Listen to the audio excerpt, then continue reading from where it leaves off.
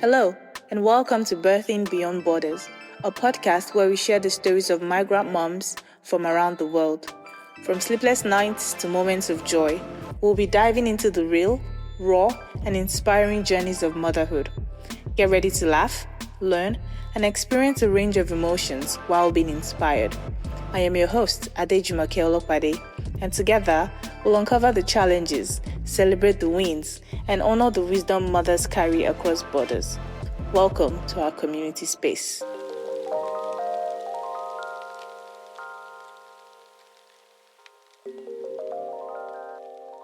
On this episode, I have with me Paula, who is a Ghanaian new mom based in Madison, Wisconsin. Paula, welcome to the Birthing Beyond Borders podcast. Thank you, Jumi. It's good to be here. It's good to be here. And I'm so excited you accepted our invite. I'm really excited about this conversation. And I'm looking forward to just diving right in and talking about all of your experience and seeing, what lessons you're willing to share with us. And so my first question is, I'd like you to please tell us a little bit about yourself. I know you're from Ghana, but what part of Ghana are you from? What brought you to the US? How many kids do you have? Who is Paula in general? Great. So my name is a very long one, Paulina Deda Opokwejeku, but I always want people to call me Paula, just for short. And I'm a new mom. I have a kid. I have a baby girl who is 7 months old, and she is my first.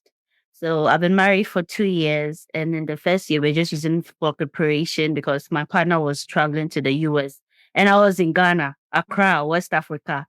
And so we just decided to use the first year to, settle in and plan. And then the second year, we decided to, try for a baby, and then we had a baby. So I must say my pregnancy journey has been one that has been a learning curve.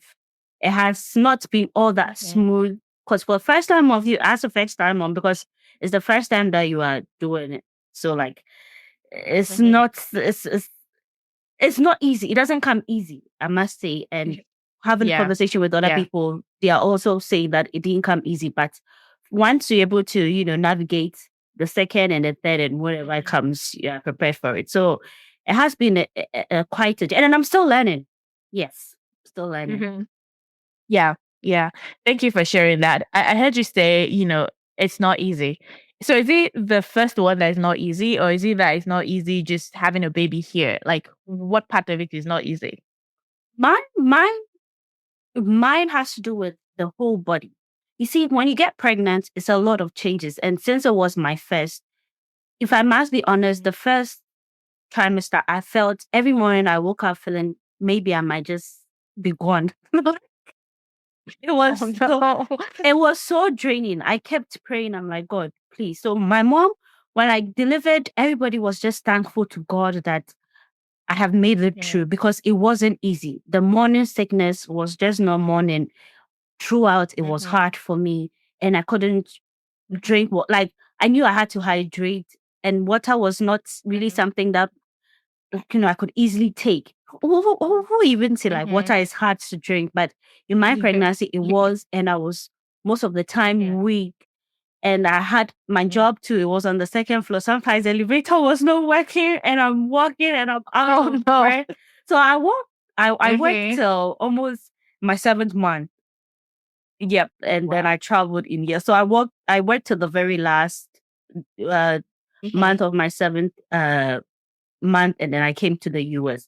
And the reason why I might say it was also hard for me was the fact that for that 7 months I was in Ghana, going for checkups, family, everybody was, baby, me, my mom could call, you should eat too, you should eat. And then when I go to work, there's food packed for me, breakfast. Everybody was just at my beck and call.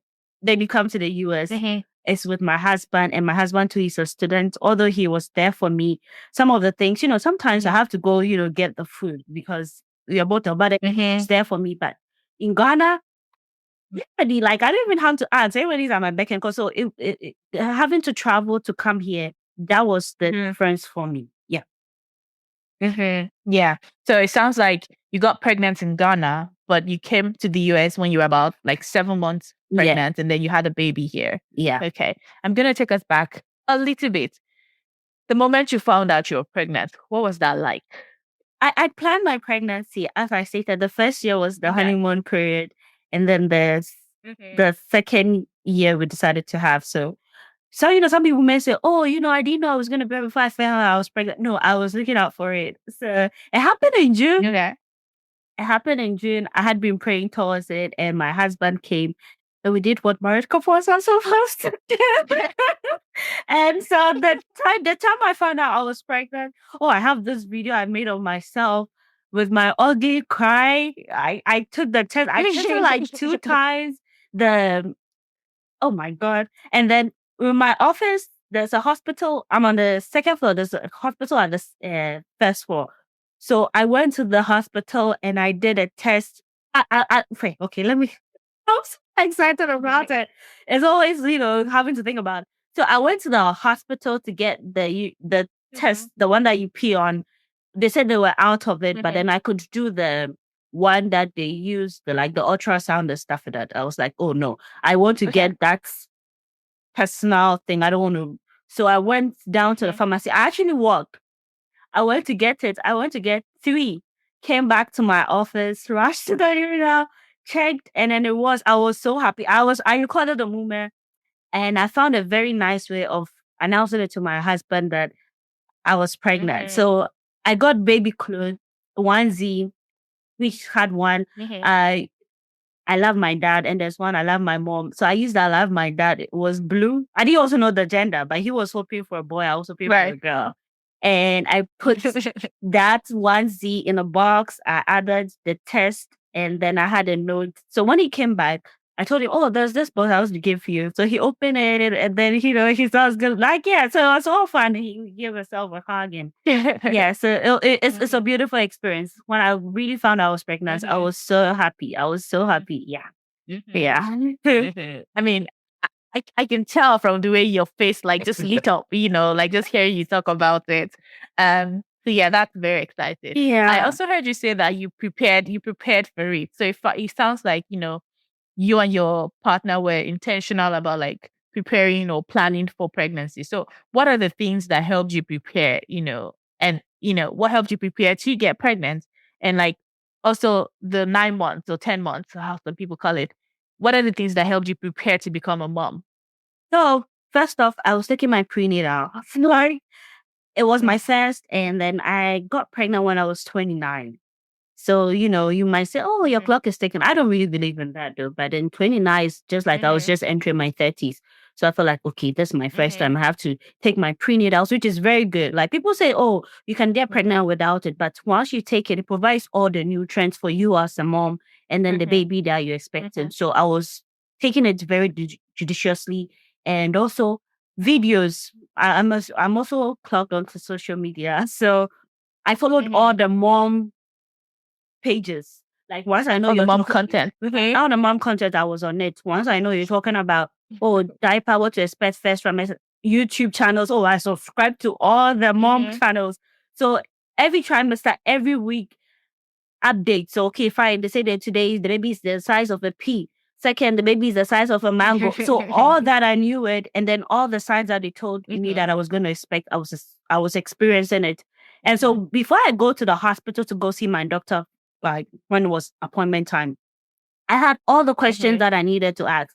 And because maybe I think I'm also a journalist, I also love to ask questions. So like questions upon questions upon questions. And then because my office too was very close to the hospital, the moment I feel Right. I'm at the hospital.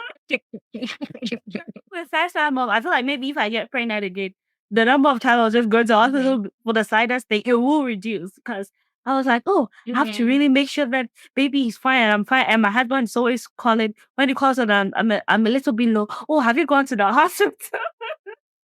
So Yeah. the YouTube content helped me, the Instagram content, and then my mom. One thing about Africans is that, in the family where we are raised, you take care of your brother's children, take care of your sister's children. So that really helped. Giving birth here alone, everybody's like, Paula, how do you do it? See, I didn't have anybody come stay overnight. It's just me taking care of my baby, and my baby is healthy. She's fine. She is achieving all the milestones. It's because I did that for my sisters. kids. I did that for my brother's kids. Mm-hmm. And even the house where I lived in before I came, there were still kids in the house. And they only call me auntie, auntie. Mm-hmm. So it all those things prepared me. And I remember when I was telling my mom that, Mom, I'm coming to the US. How will I do it? She's like, you can do it. And then that was all I needed. She's like, I gave birth to you. Yeah. I know your mommy instinct. You've been that mom to all your siblings younger, their kids. You can do it. And then that was the assurance. My mom told me I could do it. And that was it. So when I was going through the hard time, even delivery time when I was going through, my mom's message, like, I can do it. That was all I needed. And of course, I was able to do it. Yeah. Oh, Yeah. I love that. It sounds like, in addition to paying attention to the health part by taking your prenatals, you also had like experience with like helping out your own family members. Yeah. And that just like came with you when you moved to the US. Yeah. And again, your mom's reassurance, I think that's just very beautiful. That Thank was you so much great. for sharing that. You're welcome. Yeah. So, so it sounds also like your husband, he was there with you for the announcements. You told him we're having a baby, and then he probably came back to the US. And so how did you navigate that distance? You were pregnant back in Accra and your husband was here in the US, at least for 7 months. How did you navigate that distance between you guys while being pregnant? Okay, so he was here for the entire first trimester because he was on the summer break, like June. Then when he was supposed to go back, he requested for some extra 2 weeks. So he was there for me. And I must say, it's not easy. There are a lot of times that we don't have the very honest conversation. Two-parent household is very important. To me, the things that I went through, because I told you that the first trimester was very hard for me. Imagine you don't have a husband rubbing your back when you are vomiting, almost like everything in your stomach.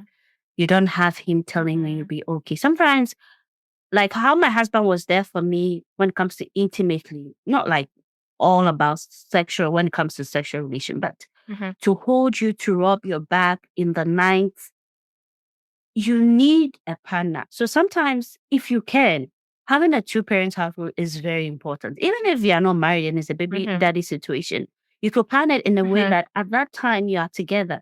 Because if you are doing it all alone, that is when you become so angry, you become so drained. But when you are at peace, your husband is there to help you. It gives you room to be you, because pregnancy is hard. Like, the baby's taking a toll on you. There might be work, there might be other factors. So you cannot afford to do it alone. That's why they say you need your community. It takes a village. And my husband was, the second trimester, they call it the honeymoon period. So that was the time he was back in the US. And so it was not, I could handle it. And then I could eat. That time I could walk, I could go here, I could grab this, I could do that. The morning sickness had reduced. And so you see, it was just at the right time that he was. So even though, of course, I missed him, rubbing my back, doing the foot massage, or the pampering, I want to eat this. Oh, and I love to, it was a night, a night where sometimes my craving is high. This gentleman could go like 2 hours drive to get me what I was requesting for. I didn't stress him a lot, but I made sure to put in one or two things. Yeah. It was It was there when I needed him the most, when the first trimester. The second trimester, he was back in the US, but then I still went back to live with my sister. So then in Ghana, my community was strong. Yeah. So when my husband left, I went back to my sister's house to, continue. Yeah. Okay.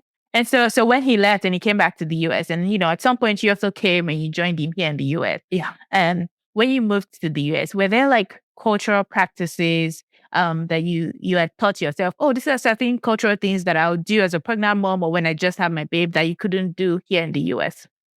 With me, I wanted to, how do I put it? I love my space, right?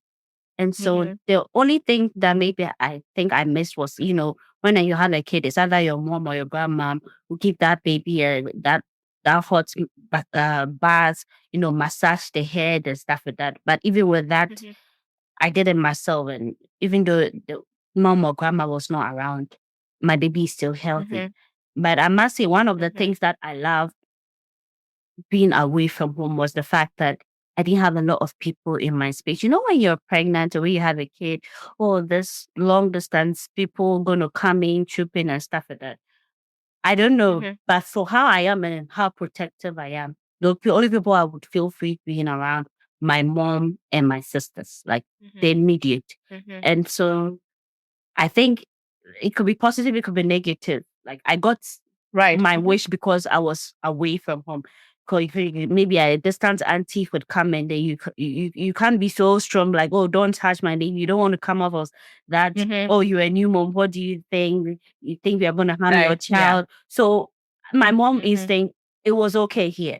But the only problem was the fact that, when you're pregnant, you deliver, there's care. In the first day, your mom gonna give you that soup, that lice soup that is very healing, the therapeutic lice soup. But then I was fortunate to have a friend at church bring me lice soup. Yeah, and I didn't expect that. I thought I was just gonna eat the hospital food. So it was the food I really, really missed. And the whole massage that they give pregnant women and all that. I missed that, but then of course it wasn't, how do I say? I compromised. There were other things that I did in the small community I had here. That's the people from church. They really held me down. But generally, I just miss my mom. Like, my mom could have, taken charge of baby so that I could have just slept. I could have just ordered, I want this, I want that. But sometimes I had to get up and get my own thing. Yeah.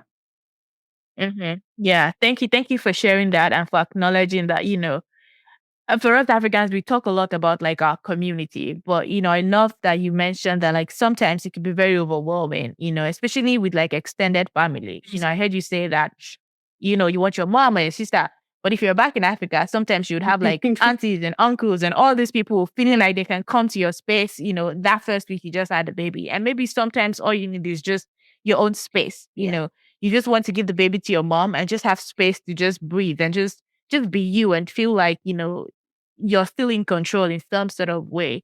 So thank you so much for acknowledging that. Yeah, I also wanted to ask you, I heard you say that in Ghana, there was a hospital on the first floor. So it was easy to like just, hey, something's wrong with me. You go to the hospital. But when you came here to the US, what was the healthcare like? What's the difference between the healthcare here in the US as a pregnant mom, as a pregnant person, and the healthcare back in Ghana? And how do your interaction with healthcare providers here impact positively or negatively your pregnancy experience? So first off, I had heard some Black women complain that they don't get the best treatment when they visit the hospital here in the US. Some of the thing that sometimes is targeted because you are Black. Sometimes the experience is bad when you're pregnant.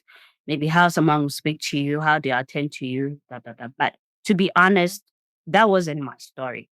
Maybe I'll explain and maybe I might say that some factors contributed to that. But back home, I was also privileged to go to private healthcare. So it was like the standard because it was my first. We planned, we invested in that. So it was the standard that we're going to get the best healthcare. And so when I was coming, I had to just transfer like the progress and all the details, my medical records to here. And I must say, when I came here, some of the tests I have done, I think they felt like, maybe it was inferior to Africa. Like, or maybe if I told them I'm vaccinated against it, like we had to redo most of the things and all the tests, like, signed by a doctor. Okay, this is my blood group, They'd be like, we had to redo all of that. I was like, okay. It's like you're coming from Ghana, you're coming from Africa. Maybe the things that she said, maybe the test that they ran, it was not accurate. That was how I felt. But maybe if it's for medical purpose, you never know. So you had to redo all those things again. And I must say the doctors, it was just some few occasions. Even with that, like with my charts, they give you feedback to maybe rate your experience. And then when it wasn't all that good, I had to, leave a comment. With me, I'm very big with feedback. I'm not that person who might say, oh, your reaction was not good to me. And I'm like, oh, I kept quiet. No, I will get my result. Like, it's money we are paying here. Service. Like, I'm always standing up. Like, my husband is like, Paula, I know my rights. My friends call me Paula, I know my rights. So even the days where it wasn't so good, I might chip it in a little bit. Like, oh, I really want to, like, sometimes when they want to brush it up, then I'll repeat it. So like you if you know what you're about some of the things, you don't get walked over. Yeah. I think the experience was good. All in all, they are good. You are pregnant women. People are way nicer to you. But then you also have to be someone who comes up very strong, know what you're about, and don't act timid and all that. Definitely, you're not going to be walked over. Yeah. Okay. So it sounded like just like first you guys being educated people, and then the confidence you had to like ask questions and push back and probe was very instrumental in helping you have a good experience in general at the healthcare center. Okay. Yeah. Thank you. This episode of Birthing Beyond Borders is funded by the 4W Initiative and supported by the African Center for Community Development. Please check out these two wonderful organizations. Details can be found in the description below. So now I want to transition to like postpartum, after you had your baby. The moment you held your baby, what was that like? Can you put it into words? If you could put those, those feelings, that moment into 2 words, what would it be? Fulfilled. I felt all the pain, all the struggle. I felt I had been crowned. Like I had a natural unmedicated birth. So no medication. I pushed my baby, and the third push, my baby was here. You might say, then it wasn't difficult. It's because I spent months practicing my breathing technique, how to push. So I did not waste all my energy screaming. It was all into, when the contraction, like when the wave come, I'm there. When it's go, like everything was smooth because I was prepared for it. I had really read, whether it was books, what to expect, everything. I was on top of my game. So like everybody after delivery was like, "Congratulations, mom, you did so well." And then I had nurses coming in. They said you did it unmedicated. Oh, with 3 pushes, you were there. And this was not to say it was easy. It wasn't easy. But then I was prepared for it. All the pain I was going through, I knew the goal was to have my baby. And so when my baby was there, my sister always told me that I was not going to remember all the pain and suffering that I had been through when the baby come. And I was always, fighting against it. But it's so true. It is so true. I didn't remember anything again. And when I held my baby, I felt everything was right. And it has been right, even though it's been difficult to date. Yeah. Thank you. Thank you. So at least now I know, for when it's my turn, I know who to go meet. Like, tell me how you did it and come and take all this advice and tricks and tips from you. I got you, Julie. I got you. Yeah. Thank you. Thank you, Paula. So I heard you say that, when you were in Ghana, you had like your community was strong. Those were the words you used. But then when you had baby here in the US, what was that like? Not having your mom or your sisters. How did you navigate those first 3 weeks, 3 months of having the baby without your family here?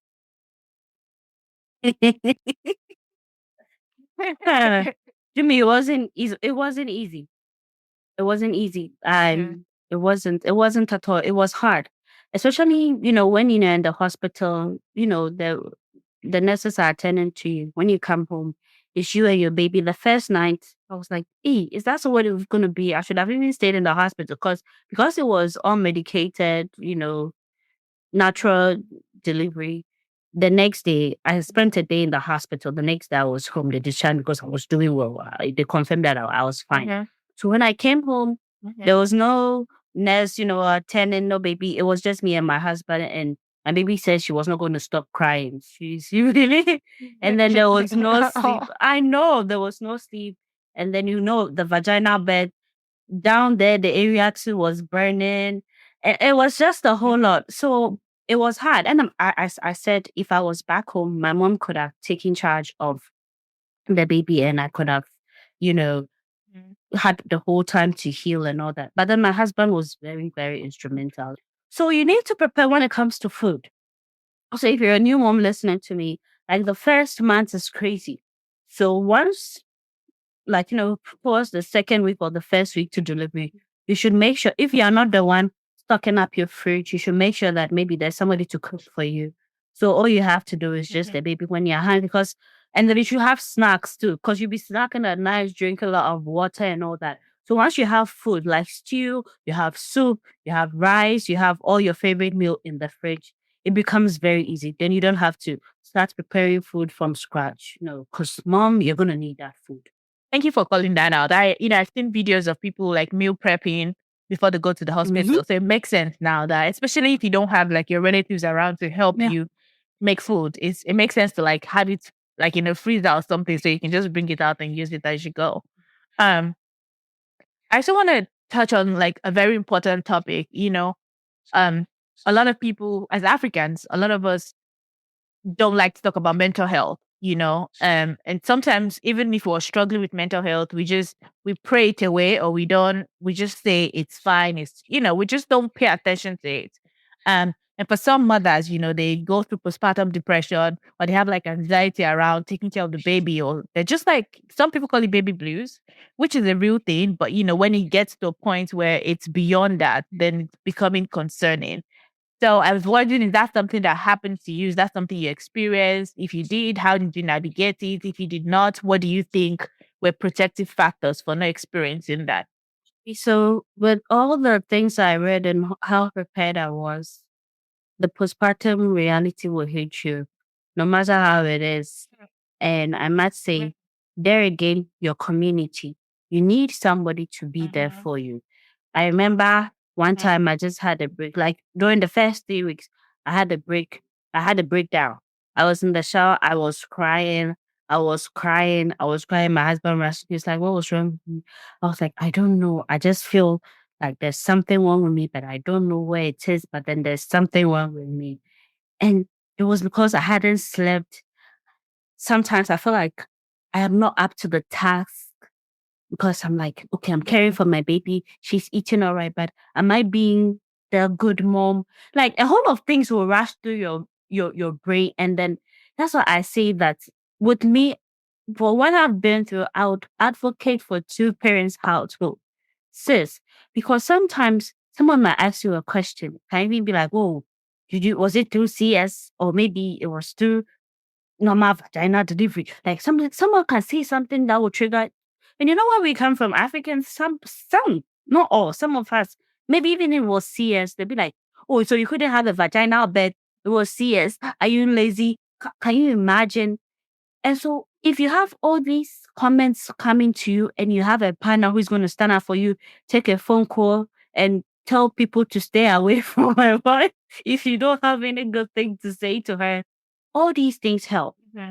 All these things help. And also, like, what really helped me was the people that I had, because my doors were open. One of the things that this my pastor's wife, she told me that, Paula, open your doors. If someone wants to come and visit you, let them come. Sometimes when they come, there's nothing to do, and then there's utensils. Let them wash the bowls. If it's sweeping, let them sweep. If someone comes from the church and you really trust the person, let the person hold that baby and go and sleep. Because Jimmy, you being deprived from sleep could lead you into depression because the baby is crying. You haven't bathed. Like for 2 days almost, you haven't bathed because you are with the newborn, and then the baby had vomited on you. And if you see me before pregnancy, and I was the big girl, like, and all of a sudden, I'm so huge now. I'm not looking at like myself. I stand in the mirror. I'm like, okay, who is this? You will be hit. You'll be hurt no matter how strong you are. So I must say, always ask for help and be open. As I told you, I'm somebody that I really love my space. But that advice that I got really helped me. I was open. My mom could call and be honest. Like, I'm a very strong woman. How do I say? I have this strong resistance to pain. Like, that's why maybe I had this natural medicated vaginal bed. That even the strongest people, you will be hit. You'll be hit when you are sleep deprived. When when you are not yourself, you cannot even do your facial, the things that you used to do to make you feel happy. it can lead you to a lot. And then you always need someone with you, like talk. And one of the things that really helped was the hospital follow up. So I have a card. So when maybe you are bleeding, you over bleeding, when you think you're having thoughts like this whole postpartum thing, there was always like they gave a number to call. Of course, if I had gotten to that extreme, definitely I was going to call. Definitely, I was going to call. So I think the healthcare system here, the postpartum, it's not like maybe there's someone coming to your house, but then they've made it readily available.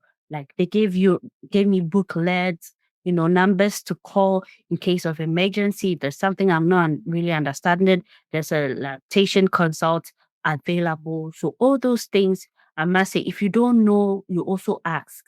That's why we need like the hospital. Maybe someone might not be really vocal like me to ask all those questions. So, but depending on the hospital that you Right. go, they'll make all these pamphlets, all these educational materials, available for you. So I came here with a lot of things to read, and then all those things help me. If I had needed it, definitely I could have given them a call, and then I could have been sorted out. Yeah.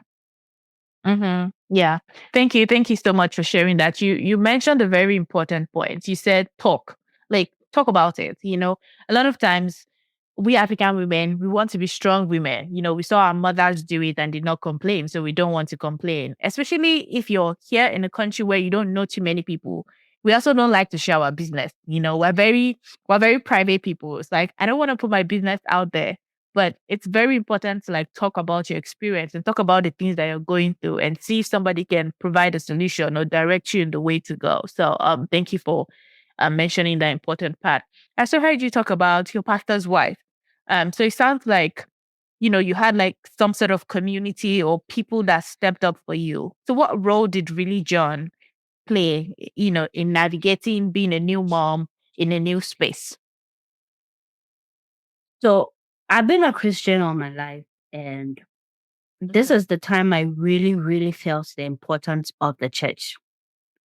Right from when I came in, prayers, you go to church, people ask you, are you okay? And everybody's nice to a pregnant woman. I haven't seen, if you're not nice to a pregnant woman, then you really have a big problem because we are vulnerable. We are always tired. Everybody wants to help out. Oh, how are you? How are you doing? All those things help. And I remember when I had my child, the first 2 weeks, we had an emergency. We had to rush to the emergency ward. And the first person we called was my sister. She was all the way in Ghana. The second person was my pastor. And then it was around 11. They drove all the way from Sampari to the hospital here, not so far from, Eagle Heights. They drove all the way there and they stayed with us till, we were discharged. All these things was as a result of the religious community, like prayers, prayer. I remember my pastor gave me this Bible verse and I really held on to it, which was one of God's assurance that in this new time, no man is going to miscarriage. No, we are not going to have children who are going to die. So like anytime I was going through, any difficult time, that was that was the Bible verse I was holding on to. And then that really, really helped me, encouraged me through. And the church too, the first person who, when I came back to the house, who helped bath my child, taught me physically how to bath my baby was my pastor's wife. She came in day after day to make sure that I knew how to handle a newborn, how to bath the baby. She will show me how to use the diaper cream because when I came, I didn't know I had to use the diaper cream to prevent rash. I was using my shea butter because the shea butter is all that I knew, the African shea. And she was like, "Oh no, Paula, you have to use this nappy." She bought the nappy, that diaper rash cream for me. She brought this. She bought the stool that I sat on to bath my baby because I didn't have the one I was having. It was high. So you really, as much as I was prepared for it, I needed that person who wasn't my mom to show me how to hold my hands and carry me through that. So when it was just not prayers that they offered me. They offered me all the things that I needed to know. And that really, really, really, really helped me. Yeah. Thank you for sharing that. I have a lot of friends who talk about how like some motherly figure in their life would always teach them how to bathe newborn baby. And I often wonder, like, is that something they teach at the hospital? Like, some people attend birthing classes. Do they teach you how to like bathe the baby at the hospital? They, Or what do they teach you during these classes? they do. So when I had the baby, when I delivered Ubia, and the nurse that came to show me how to bath her, when then you put the baby in like tap. I have one, and then there's a cloth. But then the African way that it is, you put the baby on your lap. You sit on the stool, you put your legs on the tap, you put the baby on your lap, and then you bath the baby. So they told me the modern ones, like yeah. Okay. So Yeah. when Yeah. you're bathing the baby, there's nothing going through the eyes. Water is not entering the ears. So yeah, you be given that tutorial, which was very helpful. Then I was okay, then I can do it. Then when I came in, my pastor's wife too, Lady Jo too, was here to help me. So they do. And in the hospital, you can ask all the. So they told me how to breastfeed for the first time, how to handle the breast, put it in the baby, how to latch when the baby's latching properly. They taught me all that. So there was a nurse helping me, holding on my breast. Okay, this is how you put it. So that there's a lactation consult. Like that was really, really, really, really helpful. Yeah. Okay. Okay. Okay. And that takes me to our next section, which is like the systems and resources that you found to be most helpful. I've heard you talk about like not having a doula, but I've also heard you talk about like faith spaces and like religious organization and the role that like the nurses played as well. Um, were there any other resources or systems that you felt was helpful during this period, in addition to the ones that we've talked about throughout this conversation? Okay, so the hospital where I delivered SMC, so their website, there's a part where for moms. So it helped you. They give you like a tour of where you're gonna deliver. And then there was also part when when it has to do with lactation and all that. So some of these hospitals, their websites, it will give you all the go-to for a mom when you're carrying, when you even deliver. As I stated, they gave me numbers of, lactation consultants and all that. There's, if you are going to postpartum, there's a number to call. They give you something to read. If there's any sign, like the danger signs, if anything, you are bleeding, your baby is feeling this way, you have to immediately call 911, come visit us. All those things are provided. And also sometimes, I remember a friend shared a link where it was like a mommy class. So, okay, today they are discussing this, they are discussing that. There was also part where there was a sit down. So maybe it was once in a month you come, but I never went. So there's going to be a place where mommies, they are going to sit, they are going to discuss like how we are talking about how to navigate all these things. There was an option for that. Yeah. So I must say you have to really, really, really read. Even if you don't know anything, you can just Google is there mommy class? Something will pop up. And most of these things, sometimes they are free. It's when you want to go advanced where there's, money involved. So I must say, if you don't have money to afford a doula, or maybe if you are not too open, you don't know who a doula and all those things are, the internet is your friend. Anything, you can just go. And then there are a lot of these free online packages where you could learn a thing or two. Read about it. You could start with breastfeeding, even if it's formula, how to, mix the formula, if it's breastfeeding, how to handle the fresh milk, everything, everything. As a mom, you can never be found wanting. You shouldn't be found wanting. You should always be prepared because it's a new life you are bringing to the world and God has given you that gift. You cannot make excuses on like, oh, had I known. When it comes to babies, they are very vulnerable. They don't even, if there's something biting them, they cannot even say it. So you as the mom or the dad, you have to step up. And I must say, all this reading that I did with my husband. So I was changing diapers, was changing diapers. He was quick to tell me, okay, baby is acting like this. Have you also noticed it? Because we were also reading more about it and we were stepping up to take care of the baby. So it's all about reading. If you don't know anything, baby is acting away. feel free to call your mom or call an elderly person. Like, oh, baby is acting that way. Is it normal? If it's not, they'll always tell you, oh, go see your doctor. And then that will be it. Thank you. One thing that really, caught my attention when you were talking is you said that your husband also was reading these informational materials with you. And so he was also aware. And so he could call your attention to something and say, have you noticed this? And I think that that's very important, at least for mothers who have birthing partners, just like doing it together and not just cleaning the baby's butt together, but also like researching the things that you need together. Thank you for calling that out. Yeah. Were there any resources or services you wish you had known about or you wish you had access to that you probably found out after you had your baby? Or, is that something that you think about sometimes and you're like, oh, wow, that could have been very helpful? Well, I'm not saying that like the resources are available. I also spoke to moms, people who have already delivered here in Wisconsin. So, okay, what are available? Oh, there's WIC. Even though I have not signed up for it, but they told me, oh, there's WIC. You can get this benefit. You can contact these people. They could help you with, how do I say, baby clothes. You can contact this people. They could help you with breast pump. So, okay, your insurance will help you with breast pump. So, all these things, as I stated, you don't know, you have to ask. Okay, where you find yourself, the states where you find yourself, what are some of the interventions? What are some of the, materials, the aids available?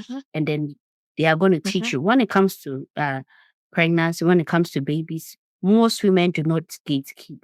They are very open because, we all want to be helpful, especially the African community. So, okay, but Paula, you could sign up to WIC. Oh, your insurance will give you breast pump. You don't have to buy breast pump. Well, I was definitely going to buy a breast pump, but then they told me that I could apply through my insurance, which of course the hospital too made mention, and I did, and I had my, my breast pump, and then fine. Like I continue receiving some parts, depending like months. It came for the first 6 months, and as I said, there's WIC available.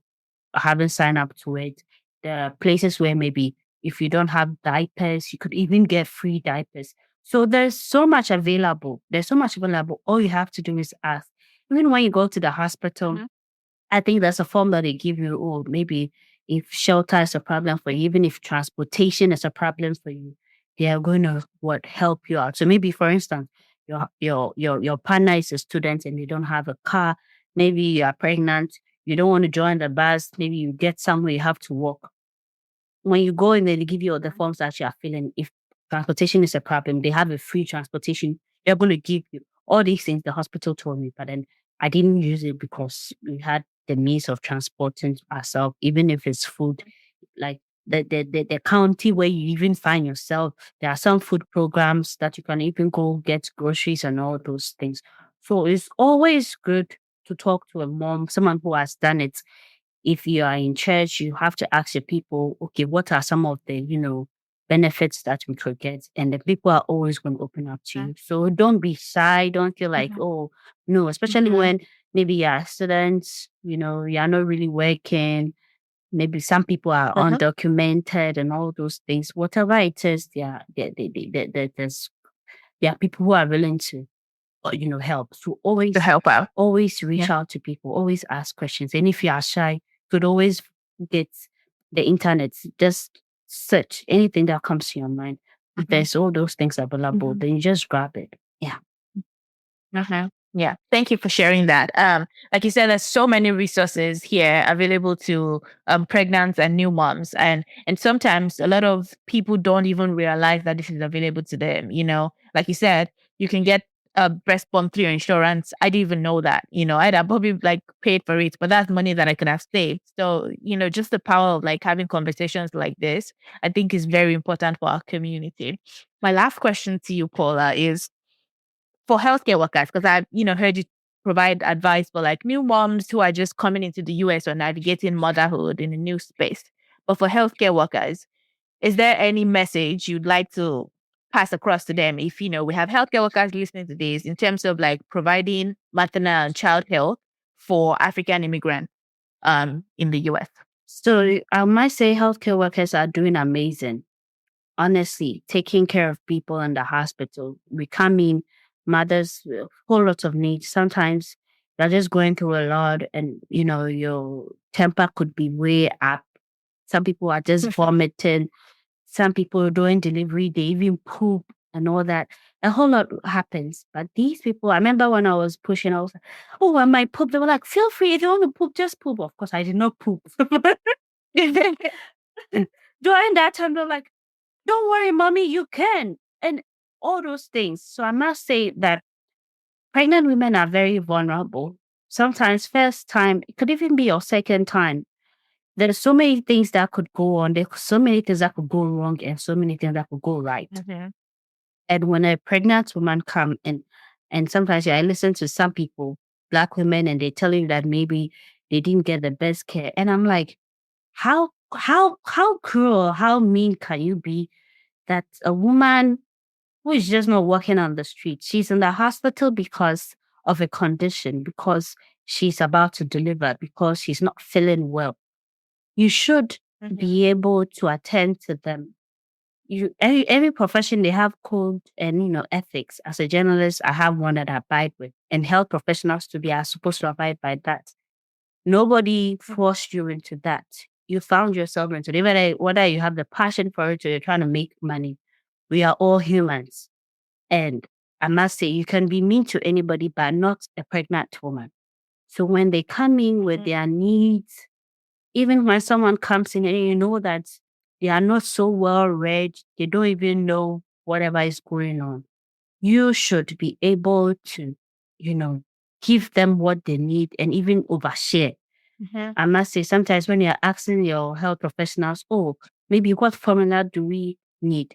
Sometimes they don't want to be too open about, okay, use this, use that, go buy this one. I don't know whether it's lawsuits that they are trying to avoid. Maybe they don't want you to use that. Maybe get sick. You'd be like, oh, it was this doctor who said I should use this particular.